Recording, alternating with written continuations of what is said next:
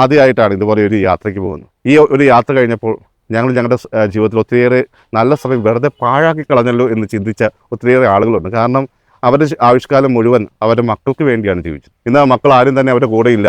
എല്ലാവരും വിദേശത്ത് സെറ്റിൽഡ് ആയിരിക്കുന്നു. വിദേശത്ത് ഒത്തിരിയേറെ ജോലി ചെയ്തുകൊണ്ട് അവർ അവിടെ തന്നെ കഴിയുന്നു. വർഷത്തിലൊരിക്കലോ അല്ലെങ്കിൽ 2 വർഷം കൂടുമ്പോഴോ ഒരു 10 ദിവസം മാതാപിതാക്കളുടെ ഒപ്പം ചിലവഴിക്കുന്നു. ഇതിനു വേണ്ടിയായിരുന്നു ഞങ്ങൾ ഇതുപോലെ സമ്പാദിച്ച് ഞങ്ങളുടെ മക്കൾക്ക് വേണ്ടി കൂട്ടിവെച്ചത് എന്ന് അവർ ചിന്തിക്കുമ്പോൾ അവരെ ഒരിക്കലും കുറ്റം പറയാൻ സാധിക്കില്ല. പക്ഷേ അവരുടെ മനസ്സിൽ ഇപ്പോൾ ഒരു നഷ്ടബോധമാണ്. കാരണം ഇതുപോലെയുള്ള ഒത്തിരിയേറെ അവസരം ഞങ്ങളുടെ മുമ്പിലുണ്ടായിരുന്നു. ആ അവസരങ്ങളെല്ലാം അവർ തട്ടിത്തെറിച്ചു. കാരണം പൈസ ചിലവാകുമല്ലോ എന്നാണ് അവർ ചിന്തിച്ചത്. ഇത്രയും പൈസ ഉണ്ടെങ്കിൽ എന്തെല്ലാം കാര്യങ്ങൾ ചെയ്യാം. പക്ഷേ പ്രിയമുള്ളവരെ, പൈസയെക്കുറിച്ചല്ല നമ്മൾ അവിടെ ചിന്തിക്കേണ്ടത്. കാരണം ഇതെല്ലാം നിങ്ങളുടെ ജീവിതത്തിൽ കർത്താവ് തരുമ്പോൾ ദൈവത്തിനറിയാം നിങ്ങളെ എങ്ങനെ പരിപാലിക്കണമെന്ന്. അപ്പോൾ അതറിഞ്ഞുകൊണ്ട് നിങ്ങൾ ചെയ്യേണ്ടത് എന്താണ്?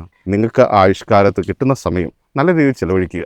നിങ്ങൾ ഇഷ്ടപ്പെടുന്ന സ്ഥലങ്ങളൊക്കെ ഒന്ന് പോയി കാണുക. അതൊക്കെ ഒരു അനുഭവമാണ്. എപ്പോഴും ഓർത്ത് വയ്ക്കാൻ, മറ്റുള്ളവർ പങ്കുവയ്ക്കാൻ, എപ്പോഴും നമ്മുടെ ഉള്ളിൽ അത് ചെറിഷ് ചെയ്യാൻ പറ്റിയ അനുഭവങ്ങളാണ്. അതിന് നമുക്ക് മറ്റുള്ളവരെ കൊണ്ട് ഒന്നും ചെയ്യിക്കാൻ സാധിക്കില്ല. നമ്മുടെ മക്കൾക്ക് നമുക്ക് വേണ്ടി ജീവിക്കാൻ സമയം കിട്ടിയെന്ന് വരില്ല.